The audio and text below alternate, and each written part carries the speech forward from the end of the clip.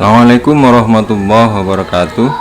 Sahabat-sahabat edukasi, jumpa lagi dalam kesempatan kali ini. Kita akan menginformasikan Bapak Ibu banyaknya pertanyaan dari teman-teman guru yang masuk ke channel kami, terutama bagi guru-guru yang belum sertifikasi Bapak Ibu, yaitu tentang pertanyaan bagaimana cara memperoleh sertifikat pendidik bagi guru dalam jabatan.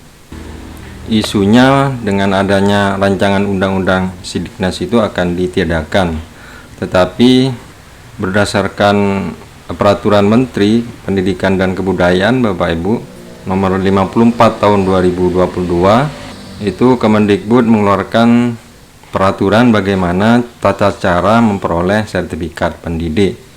Jadi kemungkinan ke depan bahwa untuk sertifikasi profesi pendidik ini itu masih tetap akan dijalankan oleh Kementerian Pendidikan dan Kebudayaan. Nah, bagi guru-guru yang belum memiliki sertifikat pendidik, silahkan diikuti bagaimana cara dan persyaratan untuk memperoleh sertifikat pendidik.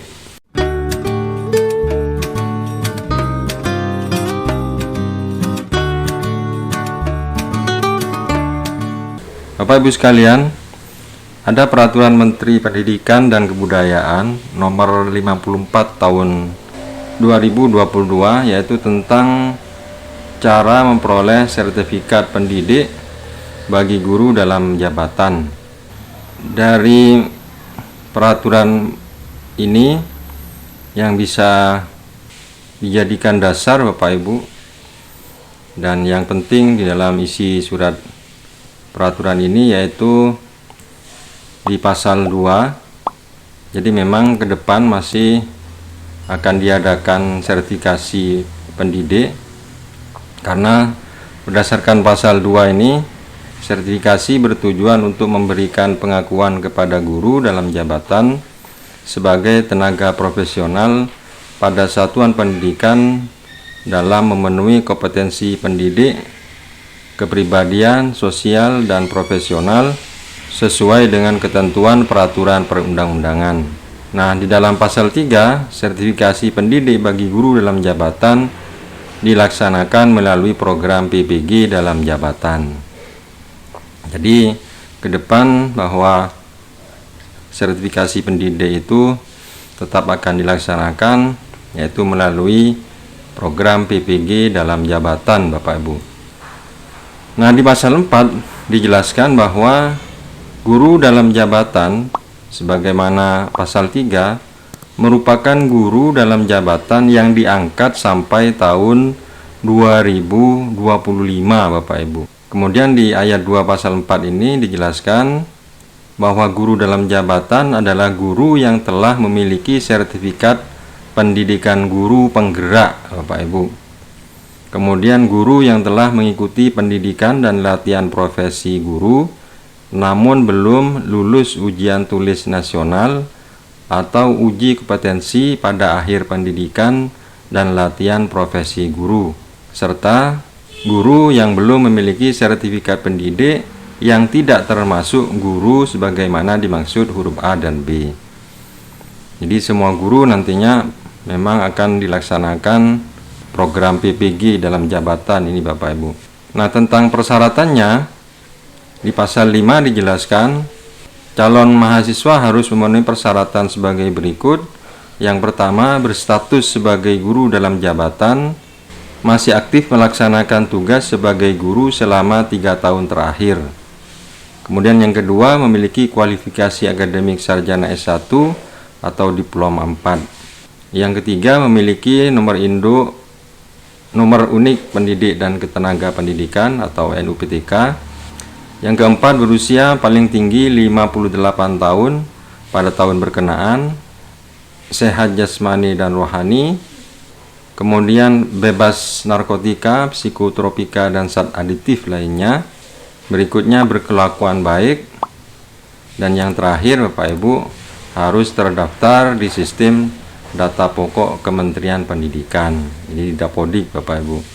Nah, itu persyaratannya untuk jika ingin memperoleh pendidik, Bapak Ibu. Nah, di dalam peraturan ini juga nanti Bapak Ibu bisa cari di linknya di deskripsi. Itu banyak informasi-informasi tentang teknis bagaimana mendaftarnya, Bapak Ibu. Silakan Bapak Ibu cari. Ini kami hanya menginformasikan hal-hal yang penting saja dulu. Tentang proses seleksinya juga ada, bagaimana mendaftarnya juga, apa saja proses tes yang akan dihadapi oleh Bapak Ibu. Kemudian yang terpenting di sini Bapak Ibu, satu diantaranya adalah di pasal 14. Bagi calon mahasiswa yang dinyatakan lulus seleksi dalam pengumuman sebagaimana dimaksud dalam pasal 13 merupakan peserta program PPG dalam jabatan. Keikutsertaan calon mahasiswa sebagai peserta program PPG dalam jabatan dalam setiap program PPG ditentukan berdasarkan penetapan jumlah mahasiswa oleh menteri. Kemudian yang ayat 3, penentuan keikutsertaan calon mahasiswa mempertimbangkan kriteria yaitu masa kerja paling lama, kemudian yang B, usia paling tinggi, yang ketiga satuan pendidikan yang berasal dari daerah khusus, dan yang keempat perolehan nilai hasil seleksi paling tinggi. Nah, ini kriteria yang dijadikan dasar oleh Kemendikbud Bapak Ibu jika calon mahasiswa itu nanti dianggap lulus untuk mengikuti seleksi sertifikasi pendidik atau PPG dalam jabatan, Bapak Ibu. Nah, di sini juga dijelaskan tentang pelaksanaan program PPG-nya. Silakan Bapak Ibu mencari peraturannya, ada dicantumkan nanti di link deskripsi, Bapak Ibu. Nah, yang penting lagi Bapak Ibu di sini yaitu pasal 16 tentang rekognisi pembelajaran lampau guru dalam jabatan, yaitu telah memiliki sertifikat pendidikan guru penggerak. Kemudian yang kedua, telah mengikuti pendidikan dan latihan profesi guru, itu diberikan setara dengan 36 SKS, Bapak Ibu. Jadi ini nanti setelah lulus menjadi mahasiswa tentunya. Kemudian yang kedua, rekognisi pembelajaran lampau bagi guru dalam jabatan yang belum memiliki sertifikat pendidik, yang tidak termasuk guru penggerak dan yang telah lulus, yaitu diberikan ketentuan sebagai berikut.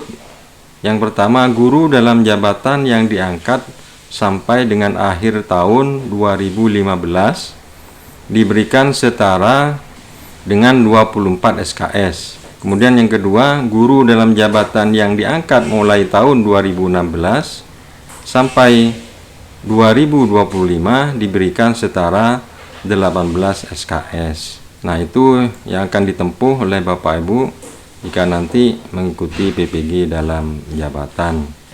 Nah, sedangkan di pasal 17, pembelajaran program studi pendidikan profesi guru sebagaimana pasal 15 ditentukan sebagai berikut.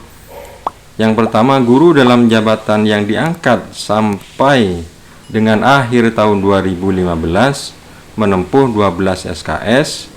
Kemudian yang kedua, guru dalam jabatan yang diangkat mulai tahun 2016 sampai tahun 2025 menempuh 18 SKS.